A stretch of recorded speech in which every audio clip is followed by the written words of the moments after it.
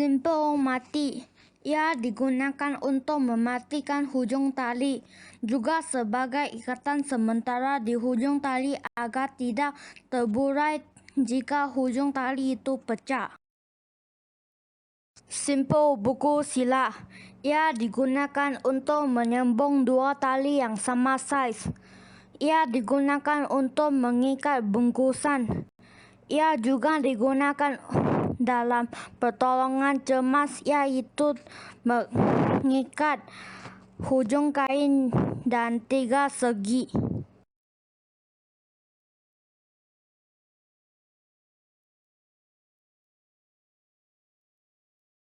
Ikatan dan simpel makno. Ia merupakan asas bagi permulaan ikatan. Ia digunakan untuk mengikat objek panjang atau lain-lain.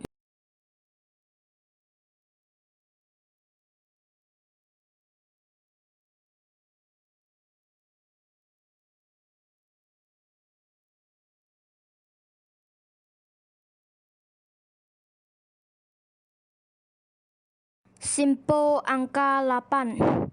Ia digunakan untuk mematikan hujung tali. Ia digunakan sebagai ikatan sementara di hujung tali agar tidak terburai jika hujung tali itu pecah. Ia lebih mudah dibuka berbanding simpel mati. Simpel dan ikatan balak. Ia digunakan untuk mengikat objek. Ia digunakan untuk menaik dan menurunkan kayu, papan atau peralatan dari tempat tinggi dengan selamat. Ia amat kokoh dan mudah dibuat dan dibuka.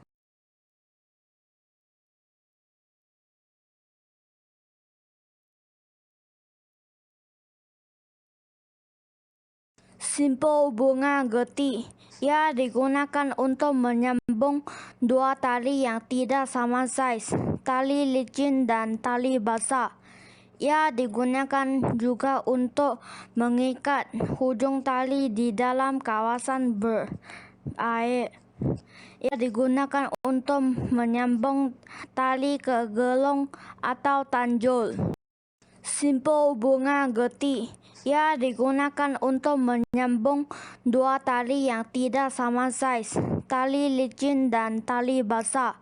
Ia digunakan juga untuk mengikat hujung tali di dalam kawasan berair. Ia digunakan untuk menyambung tali ke gelong atau tanjul. Simpel tindih kasih. Ia digunakan sebagai tali pandu untuk menyelamat. Ikatan ini berguna untuk membuat gelong tali.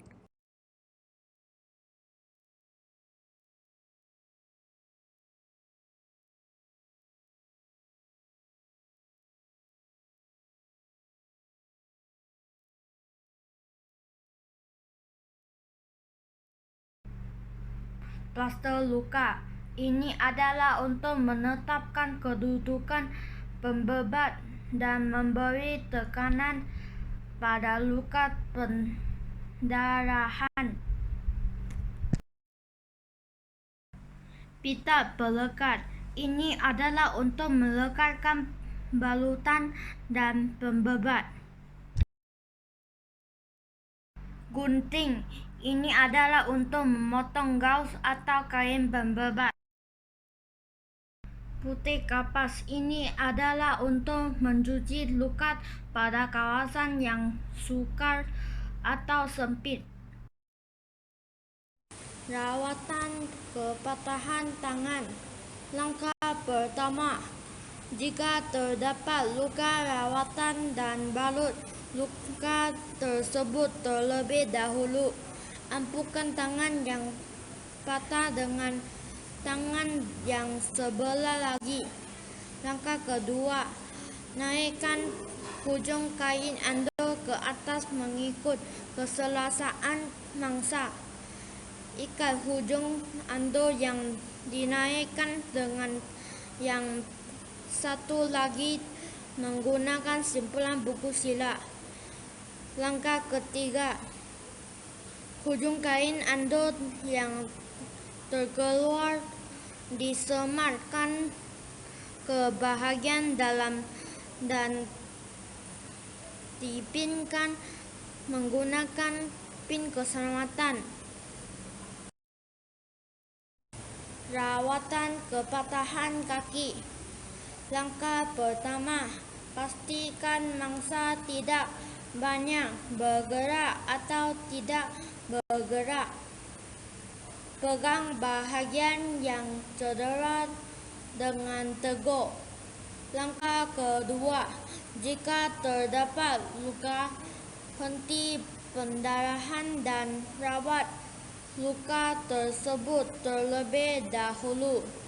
Langkah ketiga, cari sesuatu benda untuk dijadikan sebagai alat sokongan untuk membantu menyapu dan meluruskan kaki mangsa.